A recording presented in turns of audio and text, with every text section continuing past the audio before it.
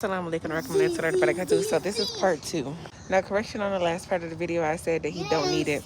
That's a personal opinion. It is stated that if he gives a bride price, which it is highly suggested to give it during the time of the nikah, but if he pays the bride price before the nikah, then it is suggested that he can get it back or he can allow her to keep it. There's nothing wrong with him if he get it back because he didn't marry, he didn't consummate the marriage, but it is best if he let her keep it. Now, once you get married and you go in the process, you pay your dowry or whatever the case may be, if you do not consummate your marriage, then it is stated that he get, I think either all of it back, please correct me in the comments if I'm wrong, or a portion of it back. I think it's a portion, but Allah knows best. Once you have intercourse with your wife, meaning you done went inside of her, that's no longer your dowry.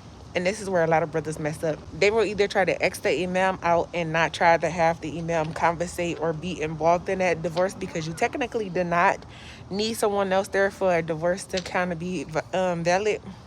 It do need to be announced as well as like the marriage is announced.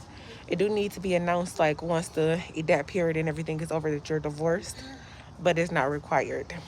It's best to have 2 witnesses. Just as well as getting married, it's best to have 2 witnesses. I want to state, 1, the bride price is of her own wishes. She can ask for whatever it is she wants.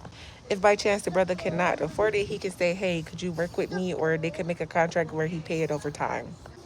Second thing, this is not a dirham, which a lot of Africans and other cultures do. Your dowry belongs to you and you alone. If your parents decide to do something related to their culture and say, hey, you have to give us a price as well, that dowry is still yours and yours alone. You are able to do whatever it is that you want with the dowry, and nobody can say, hey, this is what you need to do, whatever the case may be. Whatever that dowry is and whatever you make it for yourself, that's what it is. Now, as you stated in the verse, it said that you can remit this dowry, meaning that, hey, it's been 10 years. My husband ain't paid this portion. I already see what we're going through. I'm going to let him have this portion. Alhamdulillah, that's a reward to him and you. Now, I had a couple more things that I wanted to say, but those are the main 2 things. That dowry is for you, and once you consummate, it does not go back to him. Much time, I'm going to move to the next ayat. My sister's gonna love this because what is yours is yours. It belongs to you solely, and nobody can tell you what to do with it.